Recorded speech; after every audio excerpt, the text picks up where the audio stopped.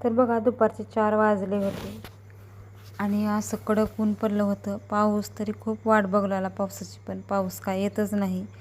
बरेच रानं वडलेत बरं का. आता परवा मी शेताला गेले होते, पण बघितलं तर काय पूर्ण धान्य वापून आलं आहे, पण पावसाची कमतरता जाणवली होती. तर इकडं 4चा चहा झाला होता माझा. आता मला बघायचं होतं जनावराकडं, वैरण पाणी करायचं. आता मग आपलं हे कामच आहे दररोजचं.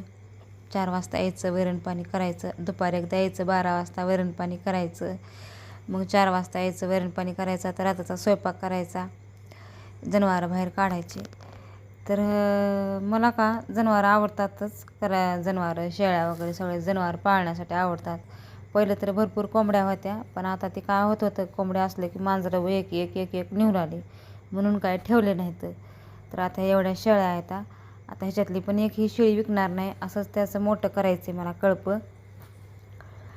आता ह्याला राहू दे म्हणले होते मी, माझं वैरण पाणी करते, पण त्यानं मला बघून माझ्याकडं आला, वैरण टाकतो राहू दे म्हणा. आता तरी पण टाकू दिलं नाही. मग मीच टाकले. त्याला म्हणलं शेळ्याला तेवढं गुळी ठेवू.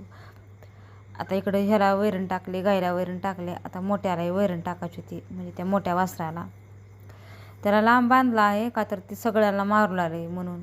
ऐकतच आहे तर ती त्यांनाच ऐकू लागले, नाहीतर सगळ्यांनाच असं गेलं जवळ की त्याला लगेच मान हलवाले मारण्यासाठी, म्हणून त्याला लांब बांधलं होतं.